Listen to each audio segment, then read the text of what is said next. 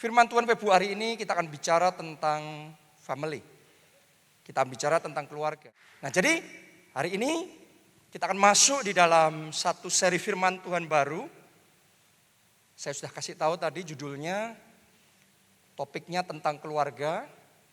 Dan judulnya adalah akar kebahagiaan dalam keluarga. Selama sebulan ini kita akan bicara tentang hal itu. Ya, jadi kalau di Februari, kalau di Jogja saya ngelihat masih anteng-anteng. Tapi kalau di Jakarta, grafik coronanya sudah mengamuk. Ya, terus kemudian ribut-ributnya sudah mulai banyak. Di bulan Februari ini, saudara banyak fokus sama keluarga. Bangun akar keluarga yang benar. Sehingga di tahun ini apapun yang terjadi, keluargamu enggak roboh. Pernikahanmu enggak roboh. Doa saya tahun ini, keluargamu kokoh. Bahkan melalui firman Tuhan ini, pemulihan terjadi. Oke, jadi mari kita bangun akar yang benar di dalam kehidupan keluarga kita. Sebulan ini kita akan belajar tentang itu. Hari ini bagian pertama dulu saya mau bicara tentang happy marriage. Pernikahan yang bahagia.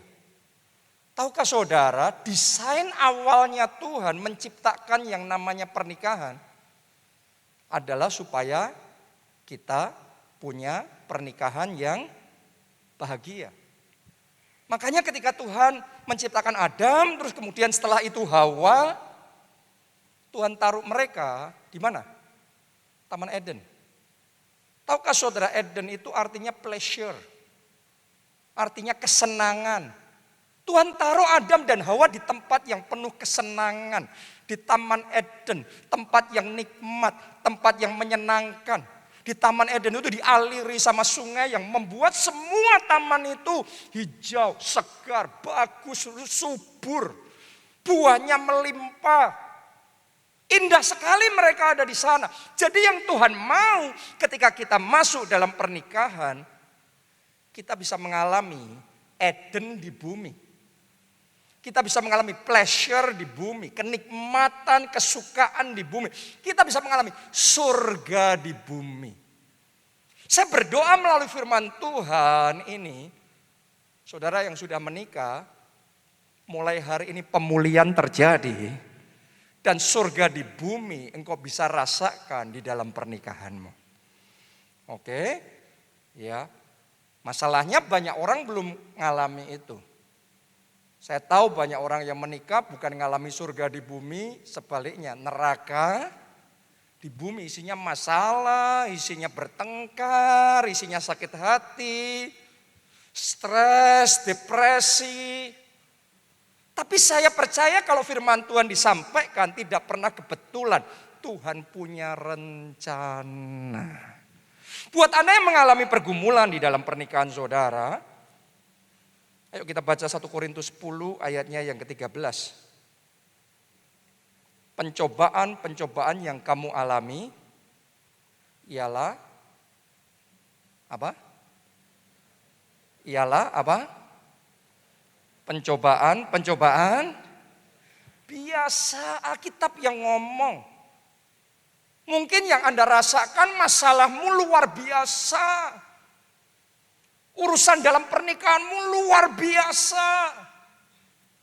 Tapi hari ini mari kita luruskan pikiran, mari kita luruskan hati kita. Karena Alkitab yang ngomong, pencobaan yang kamu alami ialah pencobaan biasa. Boleh ngomong amin saudaraku. Mulai hari ini jangan ngomong pencobaanmu luar biasa, masalah pernikahanmu luar biasa, kekisruhan di dalam keluargamu luar biasa. No, biasa. Kalau ada yang luar biasa dalam hidup kita cuma satu. Yesus kita luar biasa. Tuhan kita luar biasa. Masalah kita biasa, tapi kita punya Tuhan luar biasa. Makanya Alkitab ngomong, pencobaan yang kamu alami, pencobaan biasa. Yang tidak melebihi apa? Kekuatan Manusia, mungkin Anda nggak ngerasa, tapi hari ini saya sampaikan, Tuhan berikan kekuatan lebih besar dari pencobaan saudara. Jadi buat Anda yang merasa sudah nggak kuat lagi, rasanya mau putus asa, nggak mau bertahan lagi dalam pernikahan itu, mau putus saja, mau berhenti saja. Saya mau ngomong sama saudara, hari ini terima kekuatan yang dari Tuhan. Karena kekuatan yang Dia berikan lebih dari pencobaan kita. Anda bisa. Jangan menyerah dalam pernikahanmu. Anda bisa.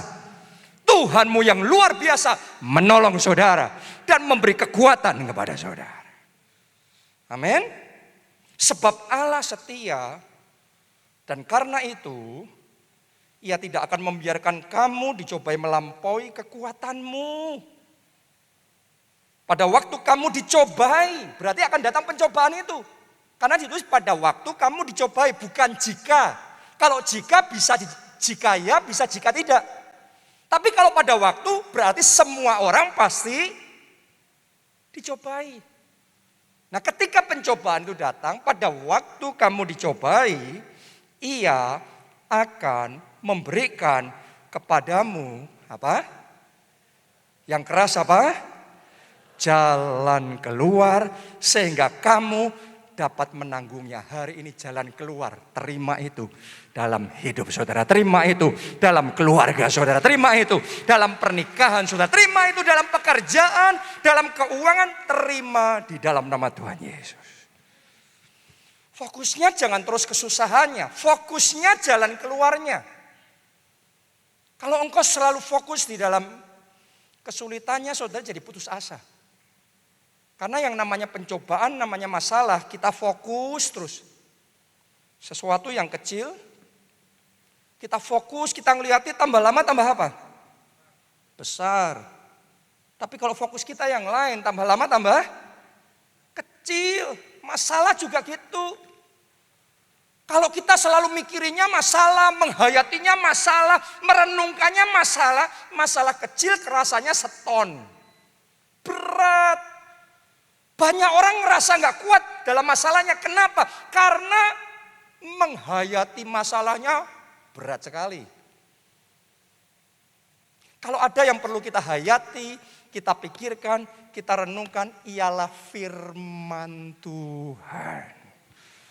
Berbahagialah orang yang kesukaannya ialah firman dan yang merenungkannya siang dan malam. Apa saja yang diperbuatnya berhasil. Saya baru aja ingat Pastor I.E. Adeboye menubuatkan 80% proyek yang dimulai di tahun 2022 ini akan berhasil.